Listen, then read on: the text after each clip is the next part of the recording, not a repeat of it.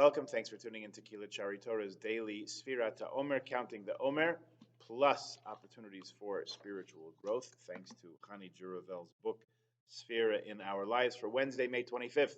Last night we counted 39 days of the Haomer. Hayom, Tisha Ushloshim Yom Shehem Chamisha Shavuos, Va'arba'a Yamim LaOmer.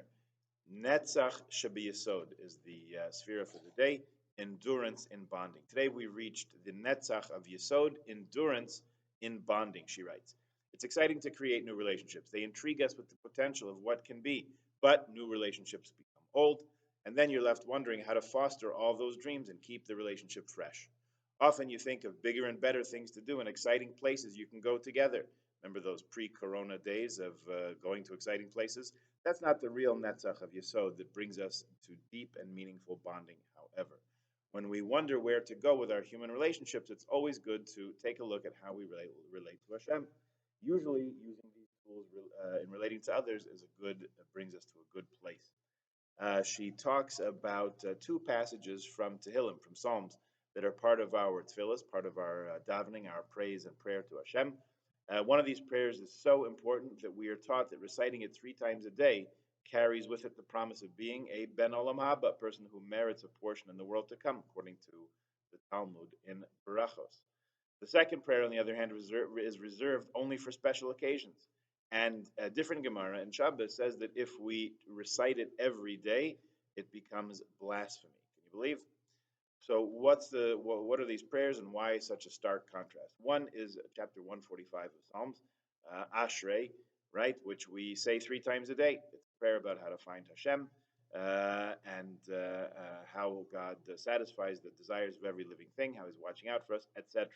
The other passage she's referring to is Hallel, Tehillim, Psalms chapter 113 to 118. That's a prayer about the wow times, the times of revelation, supernatural. We don't recite that as part of our davening too often. The difference is probably if you build a relationship based on those wow moments, you'll come to resent the fact that you don't see that every day. Reciting Hallel every day could go so far as to cause someone to become doubtful. That's the point she wants to make. So there's a story here. Let's take a look at the story quickly. A couple I was working with, remember she's a marriage and family therapist. A couple I was working with many years ago had major tensions and differences to work through. Typically, just sitting in a room together was too difficult for them. I can honestly say that I'm not a connoisseur when it comes to jewelry, but I'm pretty sure the woman was wearing jewels that were museum quality. She said it was from her husband, and all of them commemorated special occasions, which sounded very positive. It was not. They came at times when things got so bad and the relationship was so neglected that we needed a real statement piece. Pretend everything was still okay. It was so painful, she said, to see her friends admire what she had and imagine the love that it represented. She would have traded it all for the cup of tea that their husbands brought them at the end of a regular long day. It's not about, so this is the commentary on that, it's not about looking for the experiences that create the biggest splash. It's about staying in the water and treading even when the waves hit, about pinpointing the commitments we can hold on to and finding those minutes for them every day.